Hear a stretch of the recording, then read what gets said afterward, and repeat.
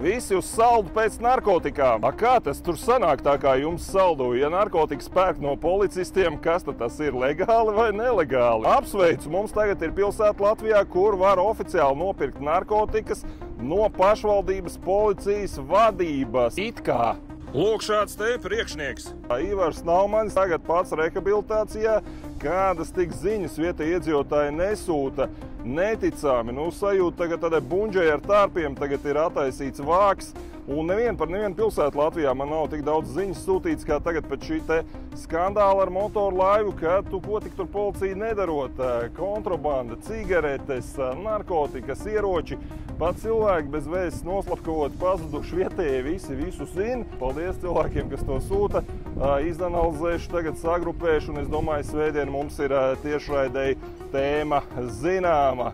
Eskobārs saldu, šāda te mums ir gangsteru pilsēta. Varat iedomāties, 24. gadā, tagad 21. gadsimtā. Par to visu parunāsim tātad šo svētdien 9. vakarā manā YouTube kanālā Rudolfs Breimanis Live. Šādi izskatās mans YouTube kanāls, sameklējiet un pievienojieties jau tagad. Neticās, ka tā ir taisnība. Tiešām būs jābrauc uz saldu. Iepirkties vai ko darīt tur, pafilmēt, kā jums tur ar narkotiku tirdzniecību tik mazā pilsētiņā, kā kaut kas tāds vispār iespējams, kāds tur ir apgrozījums, kāda tur nauda apgrozās. Ja šādi te policija var pat jumtot, kā vietējie saka, pārbaudīsim to visu. Saldus iedzīvotāji, padalieties ar šo te video, nosūtiet visiem, ko pazīstat no Saldus, citām pilsētām arī.